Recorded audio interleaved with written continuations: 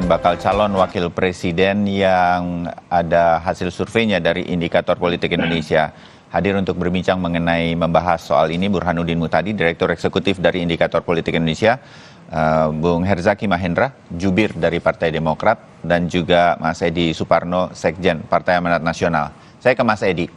Mas Edi, berkaitan dengan nama Erick Thohir, kalau tadi Bang Zaki masih punya optimisme terhadap AHY dan kita udah dengar kemungkinan-kemungkinan ke depannya berkaitan dengan percaturan bakal calon presiden bahkan juga calon wakil presiden. Kalau PAN sendiri melihat kemungkinan-kemungkinan untuk calon wakil presiden yang akan menjadi salah satu faktor penentu, Mas Edi yakin terhadap Erick Thohir ini akan menjadi salah satu pilihan, Mas Edi?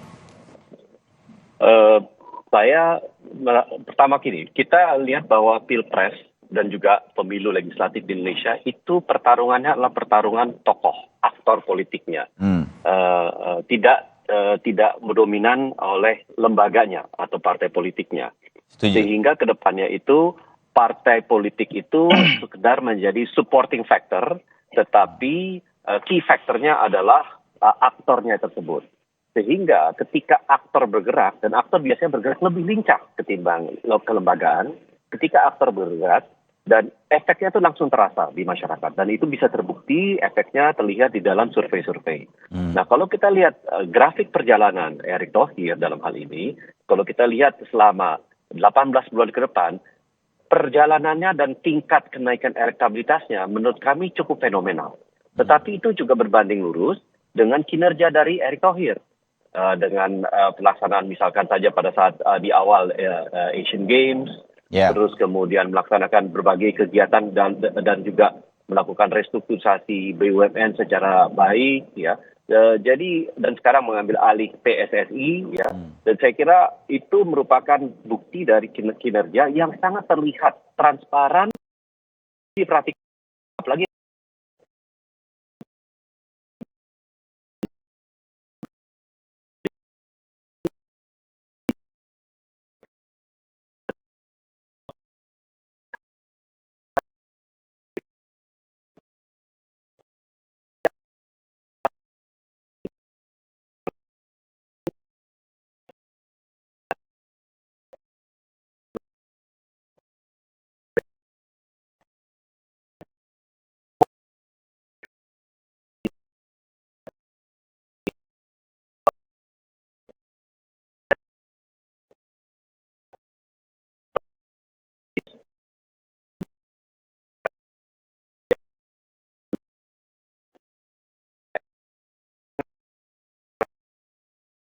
menjadi pasangannya Erick Thohir ke depannya. Oke, ya.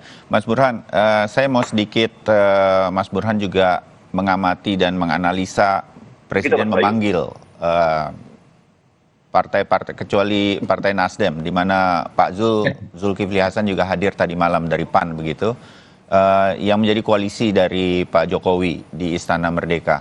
Anda melihat ini juga, walaupun hasil di medianya dikatakan nggak terlalu membahas soal capres-cawapres, tetapi diminta untuk tetap rukun dan lain-lain. Anda membacanya ini seperti, saya langsung aja deh misalnya, apakah ini dengan situasi segala sesuatu sampai ke pertemuan tadi malam dengan Presiden ya, Mas Burhan, ini akan ada 3 calon presiden, Ganjar, Prabowo, Anies, atau mungkin cuma ada 2, karena ini akan menentukan makin seru nih kalau ada 3, karena terbuka 3 nama untuk calon wakil presiden. Mas Burhan. Ya, saya membaca pertemuan tadi malam kira-kira menghasilkan kesepakatan terutama dari partai-partai pendukung pemerintah, kalaupun toh keluar lebih dari 1 capres yang diusulkan oleh partai pendukung pemerintah, mereka diharapkan melanjutkan legasi pemerintahan Pak Jokowi. Ya. Jadi sepertinya memang ada lebih dari 1 calon yang diusung oleh. Jadi koalisi besar nih cenderung tidak akan terjadi ya? cenderung tidak akan terjadi. Jadi koalisi Oke. besar yang kemudian mengecil karena terbelah kan. Ya. Nah, Karena kalau pertanyaannya koalisi besar disuruh jadi, pesan yang keluarnya tadi malam ke media itu diminta kompak. Ini kan suruh rukun-rukun ya. nah itu poin saya. Jadi kalau kita analisis secara semantik, penggunaan kata rukun itu Hmm. menunjukkan kemungkinan partai pemerintah menghasilkan kesepakatan untuk mencalonkan lebih dari satu nama. Hmm. Dan memang bisa sangat diduga. Jadi waktu Lebaran di Surakarta, Pak Prabowo Lebaran ke silaturahmi ke Pak Jokowi, Ya. dan setelah keluar dari rumahnya Pak Jokowi sambil didampingi Gibran, Pak Prabowo mengeluarkan statement ketika ditanya oleh media berkaitan dengan apakah Pak Prabowo berkenan menjadi cawapresnya Ganjar. Dan Pak Prabowo mengatakan survei saya, partai saya agak kuat loh gitu. Jadi itu statement yang terlalu jelas untuk kita tafsirkan bahwa Pak Prabowo akan tetap maju sepanjang surveinya kompetitif. Jadi sebenarnya Mas Bayu, tugas analis seperti saya itu makin dimudahkan karena para aktor politik tidak lagi menggunakan bahasa yang kiasan, tapi bahasa yang terang benderang, sehingga kami perlu menafsirkan terlalu canggih untuk bisa memahami bahwa memang Pak Prabowo sepanjang elektabilitasnya kompetitif, bahkan head to head potensial mengalahkan Ganjar, ya dia akan percaya diri untuk tetap lanjut. Ya. Nah, pertanyaannya adalah apakah kepercayaan diri ini akan tetap berlangsung sampai proses pendaftaran? Menurut saya kita harus membacanya dalam tanda koma karena masih ada beberapa bulan sampai bulan Oktober pendaftaran. Kalau elektabilitas Anies Baswedan ternyata rebound dan approval rating Pak Jokowi turun tidak setinggi sekarang, kemungkinan ada konsolidasi di partai-partai pendukung pemerintah untuk mengerucut pada satu nama. Jangan lupa loh, ide untuk menduetkan antara Ganjar dengan Pak Prabowo itu kan muncul di bulan November pada saat Anies Baswedan naik menyalip Pak Prabowo. Tetapi ketika akhirnya Anies Baswedan elektabilitasnya turun dalam beberapa bulan terakhir dan dukungan terhadap Prabowo mengancam Ganjar Pranowo, Pak Prabowo-nya tidak bisa kita salahkan untuk percaya diri lagi. Nah, tetapi kan lagi-lagi kita belum tahu nih beberapa bulan ke depan apakah Anies kembali kompetitif, dan kalau kompetitif artinya ada semangat korsa antar partai pendukung pemerintah untuk melawan calon presiden yang dianggap sebagai tanda kutip ya antitesis, ini istilahnya Zulfan Lindan, dari pemerintahan Pak Jokowi. Tetapi kalau tidak ada ancaman secara elektoral, ya mungkin partai-partai pemerintah cukup percaya diri bahwa yang masuk putaran kedua adalah all president man. Oke, ya. Mas Edi Suparno, Anda setuju dengan analisa Mas Burhan? Kalau saya melihatnya bahwa satu, kembali lagi tadi yang saya sampaikan, dan mohon maaf tadi saya terputus, bahwa karakter pemilih Indonesia itu menyukai aktor politiknya, tetapi tidak terlalu positif memandang lembaga politiknya. Oleh karena itu kalau kita lihat survei-survei, setiap lembaga survei itu pasti yang namanya partai politik selalu menduduki posisi survei yang paling buntut.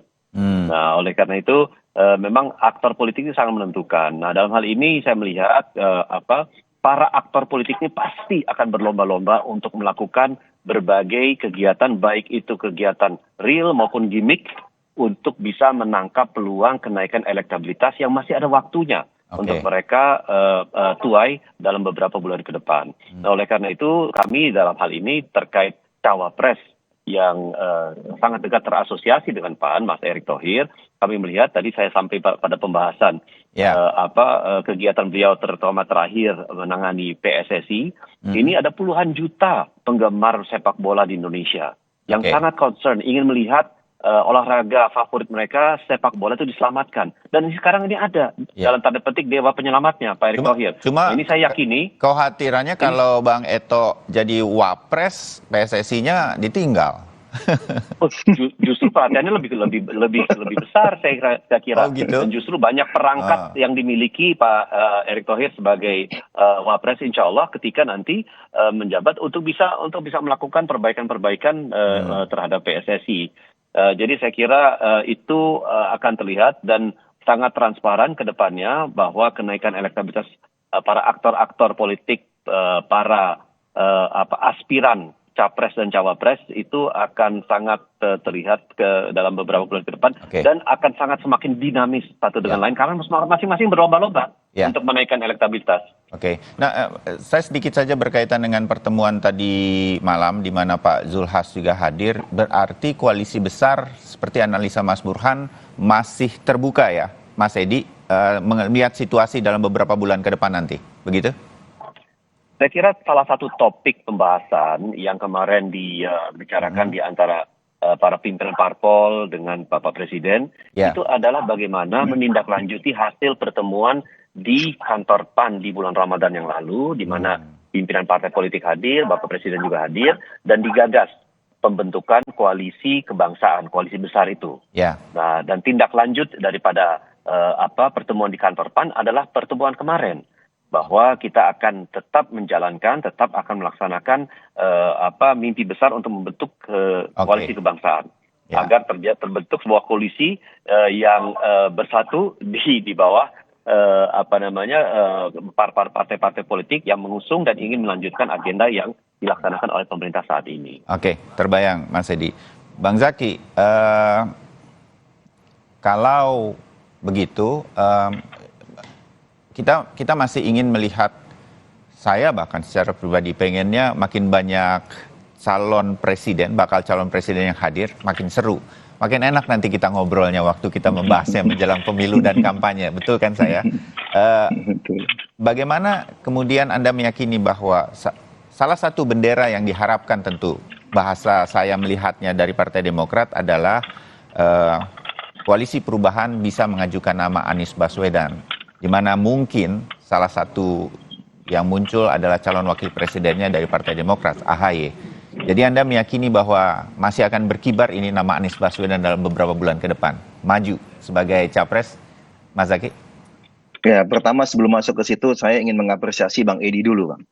Ini saya senang sekali melihat senior saya ini, Bang Edi ini sebagai partai politik, ini memiliki confidence level yang sangat tinggi dalam mengusung calon tertentu dan konsisten. Nah, inilah yang kita perlukan, karena bagaimanapun partai politik ini punya tugas dan amanah yang amat besar dari konstitusi untuk bisa memperjuangkan dan mencari maupun menyalurkan aspirasi masyarakat dalam menyeleksi calon-calon pemimpin nasional gitu.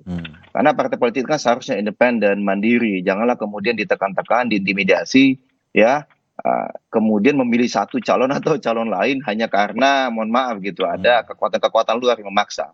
Jadi sehingga saya mengapresiasi Bang Edi tadi dari awal sampai ujung, saya lihat konsisten Erick Thohir terus yang diusung. Nah, ini baik nih. Dan tadi yang kita dialektika yang terjadi adalah bagaimana kelebihan-kelebihan. Nah, harapan kami juga ke depan ya, dalam urusan pilpres nanti tadi, independensi, kemandirian setiap partai politik, tolong jangan diganggu lah gitu. Tolong jangan diganggu. Ya, misalnya kemarin ada pertemuan 6 parpol, ya itu kalau menurut kami ada dua sisi gitu. Satu sisi kalau memang misalnya mengingatkan kembali ketum-ketum parpol, kita waktu tinggal 1,5 tahun ini, sudah terbatas, boleh sibuk pilpres, boleh sibuk pileg, tapi jangan lupa bantu rakyat, misalnya fokus di pemerintahan. Kalau nggak bisa fokus, mundur aja dari menteri. Nah, itu akan sangat baik gitu. Tetapi kalau kemudian malah pertemuan tadi malam lebih kepada, mohon maaf nih, yang tidak disampaikan ke publik, tapi malah utak-atik, nggak bisa satu calon aja ya, yang 2 calon lah. Lah ini kan sangat menyedihkan sebenarnya gitu. Kalau berbincang mengenai kepentingan politik, kepentingan partisan, kepentingan golongan di Istana Negara, karena Pak SBY nggak pernah melakukan itu. Kalau bicara mengenai koalisi, mengenai parpol, terkait dengan politik di luar urusan pemerintahan, beliau lakukannya itu di Cikeas gitu dulu. Tidak di Istana Negara yang seharusnya menjadi milik semua gitu. Nah, kembali ke tadi yang koalisi perubahan, kami tetap konsisten komitmen, karena teman-teman Nasdem, teman-teman Demokrat dan PKS ini dalam 1 tahun lebih ini sudah menghadapi beberapa batu uji sebenarnya. Kalau kita bicara dalam politik itu ada namanya reward and punishment. Ada yang berusaha mengasih carrot nih kepada kami gitu, ya kan, kepada 3 partai ini, tapi nggak mempan semua, nggak ada yang mau keluar dari koalisi ini gitu. Yang kedua, ada yang berusaha memberikan stick ya, berusaha mengancam sana mengancam sini.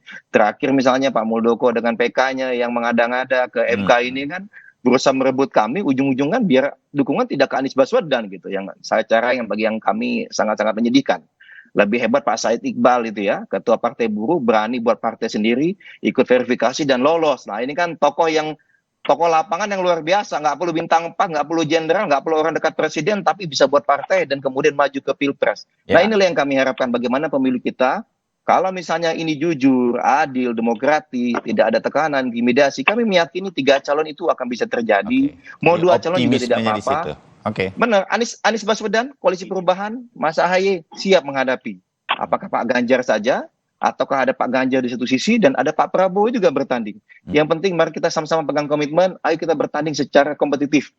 Secara demokratis, jangan ada intimidasi dan upaya-upaya di balik layar yang berusaha menjegal satu sama lain, apalagi dengan cara-cara yang tidak elok dan tidak etis. Ya, baik. Bung Zaki, Mas Burhan, dan juga Mas Edi Suparno, terima kasih. Analisanya masih akan berlanjut, ini belum berakhir, kita masih akan lihat perkembangan lain. Kayaknya kita semua akan tergantung Mas Burhan, kalau keluar lagi surveinya nanti kita ngobrol lagi.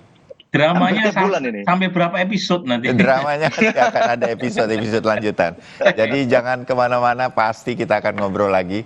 Terima kasih untuk obrolan pagi. Yang tampak muda. Ya. Tolong lain kali tampilkan foto yang lebih muda lagi, Mas Bayu. Ya, kita simpan ini fotonya untuk Mas Edi. Terima kasih banyak. Sekali lagi Mas Edi, Mas Burhan, dan Bang Zaki. Salam sehat. Terima kasih Mas Burhan. Dan saudara, itu tadi perbincangan kami berkaitan dengan calon wakil presiden yang surveinya sudah keluar dari indikator politik, bahwa ini akan menentukan kemenangan dari calon presidennya nanti. Saudara, kami masih akan kembali dengan informasi mengenai kapal pengangkut semen yang terbakar di Pelabuhan Sunda Kelapa, Jakarta Utara. Tetap bersama kami.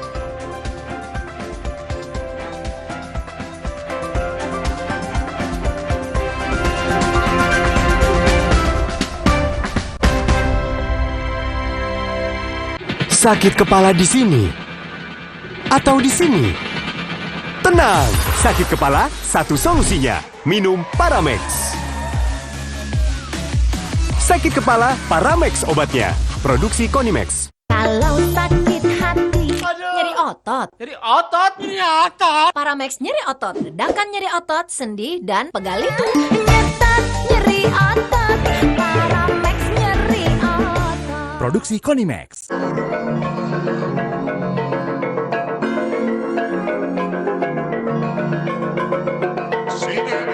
Labuan Bajo merupakan salah satu destinasi super prioritas di Indonesia dan terpilih menjadi tempat digelarnya KTT ASEAN 2023. Keindahan Labuan Bajo bagai sebuah magnet yang menarik pengunjung selalu rindu untuk kembali. Labuan Bajo dengan Taman Nasional Komodonya terkenal dengan sebutan gerbang menuju surga dunia. Tak hanya sebagai habitat asli komodo, Labuan Bajo juga menyuguhkan keindahan alam bawah laut yang luar biasa, kekayaan dan keberagaman budaya, juga produk ekonomi kreatif lokal yang berkelas dunia. Labuan Bajo Indonesia siap menyambut KTT ASEAN 2023.